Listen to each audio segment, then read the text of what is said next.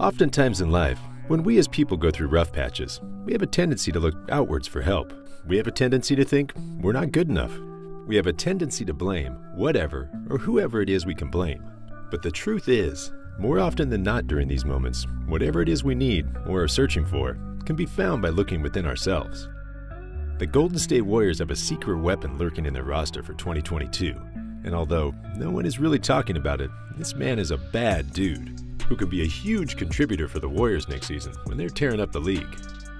To start things off, what if I told you that during this dude's last college season, he averaged 16 points per game while shooting 40% from three-point land and shooting 96% from the free throw stripe, while playing 36 minutes per game and only missing one game in a 33-game season?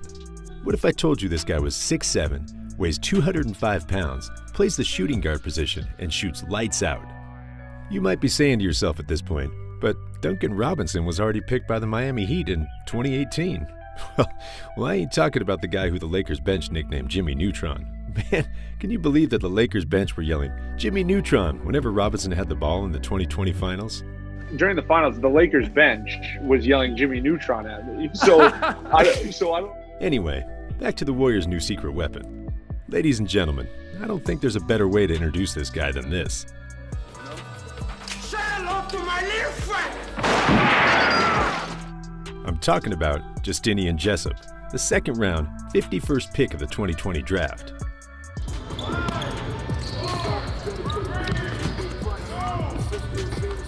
He went relatively unnoticed due to the highly anticipated draft of James Wiseman and his late draft position. But there's a ton of late draft players who went on to become integral pieces of championship-level teams. Manu Ginobili was a 57th pick in the 1999 draft, and he's a 100% lock for the Hall of Fame. Marc Gasol was drafted 48th overall in the 2007 draft and played an integral part of the 2019 championship run in Toronto. Man, the MVP of the 2021 season is probably going to be the 41st pick in the 2014 draft. What also made Justinian Jessup invisible is that he didn't take the traditional route of just being a cheerleader on the bench who comes in during quote-unquote garbage time to finish off a game. No, no, no. Justinian wanted no part of that, and instead went on to play in the NBL, the league that helped shape rookie sensation LaMelo Ball. While overseas, Jessup was playing against fully grown men, and although his averages weren't as great as they were in college, the experience definitely helped him to understand what he needs to do against players who were physically stronger than the average college player whom he was accustomed to playing against. Catch him. Jessup. Nick Star on Nick Star. And Jessup. Speaking of fully grown men, Justinian Jessup's been drawing a lot of comparisons to 27-year-old Duncan Robinson. They both stand 6'7", they both weigh a little over 200 pounds, and they can both shoot the lights out. When people ask, who's Justinian Jessup? The common answer is, think Duncan Robinson, but younger and slightly more athletic. Gets to the right spots, finishes with plays like that, he's playing really solid defense and isn't giving up silly fouls. Man, that has got to be real exciting for Steve Kerr and the rest of the coaching staff, because Duncan Robinson is one of those players that you'd love to have on your basketball squad. A tall, lengthy shooting guard who plays hard on both ends of the court and shoots the three ball just as good as the best of them. While we're on the topic of the best of them, who do you think has a better step back three? This guy? Peace, 2-for-1 opportunity. Harden, king of the 2-for-1. A three! Or this guy? Shot clock, you know this is going up. Step back threes. Now, I haven't had nearly enough beers yet to say that young Jessup is better than James Harden. But man, Jessup's step back three is pure. I mean, his shooting in general is pure. It was so pure that it warranted a bit more of an investigation from me. I wanted to see if I could find some first-hand statements of his shooting prowess, so I went ahead on Reddit to find some of his alumni at Boise State who could confirm what I thought, which is that this man could really shoot the rock, and that indeed his step back three really is that nasty. All Jessup needs to do now is grow a beard, and he'll be drawing so many comparisons to James Harden that Harden could get fed up and just might do this to him. 7-2 run by Chicago. This game is tied. Now, I know we talked a lot about offense so far, and some of y'all might be wondering and saying to yourselves, how's his defense? And that is a valid question.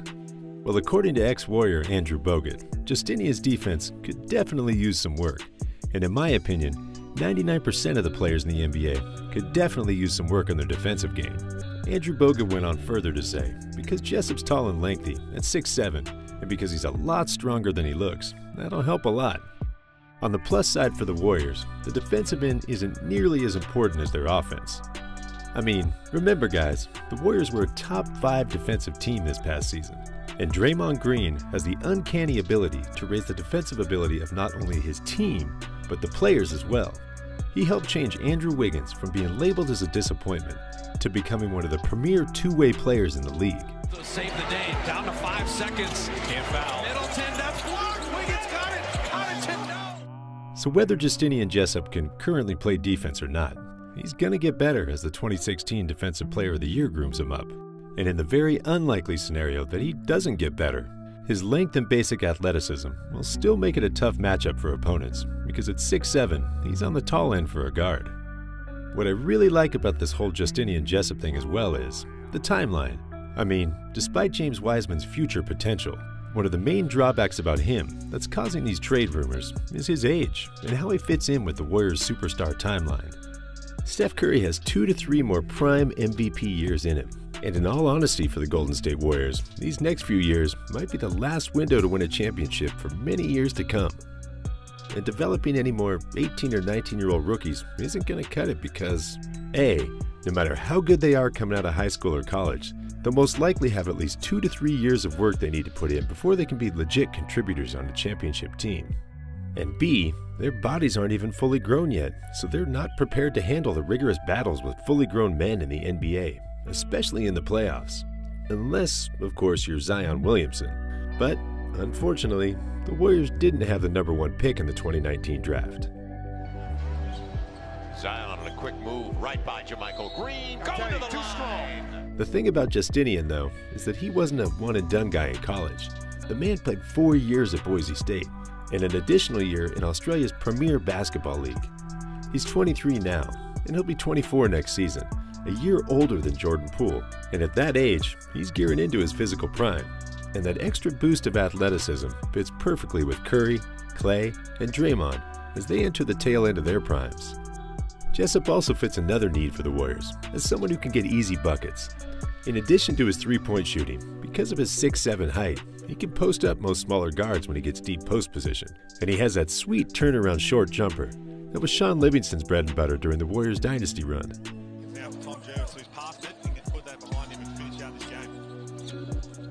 Justinian Jessup could be the answer the Warriors are looking for coming off the bench, and the man comes from within.